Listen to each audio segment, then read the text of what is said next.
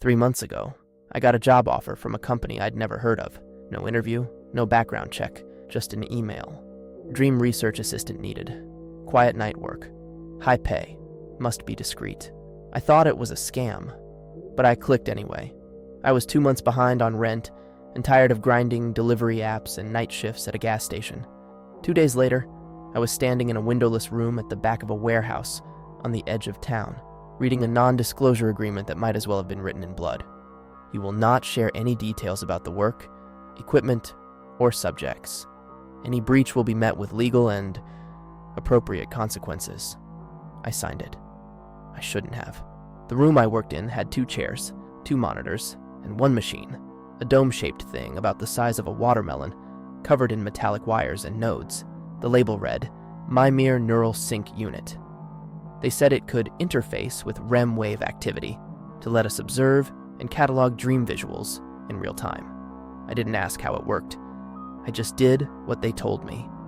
Every night from 11 p.m. to 5 a.m., I came in, put on the headset, and watched people's dreams play out like grainy, half-finished films.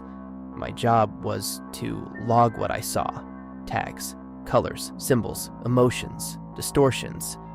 Most of them were forgettable, bizarre, disconnected messes, like the mind dumping its trash into the subconscious. I watched a woman relive her wedding as a loop, where her groom's face kept changing into her dead dog. A man had a recurring dream about drowning in cereal. One guy just sat in a red chair in an endless desert for 6 hours. I didn't care. I just tagged and logged. The pay was good. The work was quiet, until shift number 27. That night, the dream opened with a man walking through a long white hallway. Fluorescent lights buzzed overhead. He wore a dark hoodie. I couldn't see his face. His steps echoed. The hallway had doors, each with numbers. Room 11, room 12, room 13. He stopped at room 16. He opened the door and stepped inside. And I felt cold. I wasn't just watching anymore. It felt like I was in it. Like my thoughts had shifted into his. The room inside was familiar. Too familiar. Cracked white walls. A humming mini-fridge. A ceiling fan with a broken blade. A desk with an old laptop and a blue chair.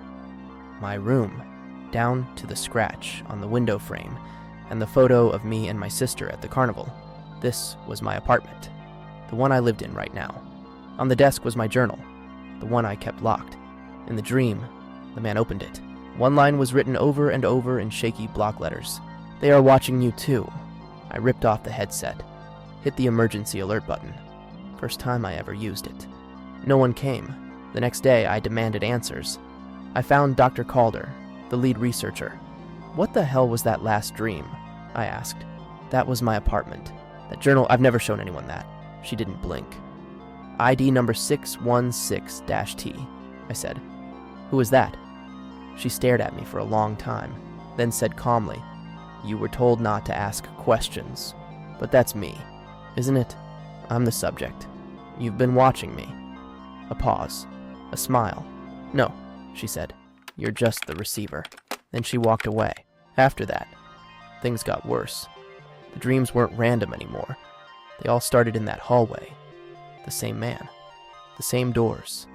Room 17. Room 18. Room 19. Every night he'd open the next door. And each time, it was another place from my past. The classroom where I wet my pants in first grade. The church basement where I found my uncle passed out drunk. My sister's old bedroom, the night after the accident. Sometimes he just stood there and stared. Other times, he'd whisper things. Once, he looked directly into the dream feed and said, Why did you lie? I stopped sleeping. I'd go home, lie in bed, and feel like I was still being watched. The black van across the street. The flicker of the hallway. Camera, even though no one passed. I started having dreams outside of the lab. Dreams that felt like the ones I saw at work. Same angle. Same man. Except now, I wasn't sure who was dreaming whom. Then came shift number 42. The hallway ended. No more doors. The man stood at the last one, room 23. Inside, it was pitch black. For a long time, he just stood there. Then he stepped in, and the feed went dead. A message appeared on the screen. Mimir Sync terminated accessing deep core files. Another screen popped up, a split feed. On the left, a live camera view, the break room, where I sat on lunch 20 minutes ago. On the right, an old video, grainy black and white footage. I watched myself, sleeping, years younger, electrodes on my head, someone whispering to me off camera, "You're going to forget this. It's better if you forget." I threw off the headset, ran down the hallway. The door I thought led outside was gone. In its place, a white hallway with numbered doors. Room 1, Room 2, Room 3. I don't know how long I've been here now. Some nights I think I've escaped. I wake up in my bed. The world looks normal, until I spot the man in the hoodie across the street. Until I turn on my phone and see a recording of my dream from the night before. I think the job was never real. I think I never left the lab. Or maybe I never applied in the first place. I just wanted a paycheck. What I got was a front row seat to my own breakdown. And if anyone's reading this, if this shows up on your feed, ask yourself, when was the last time you really woke up? Because I'm starting to think some of us are still dreaming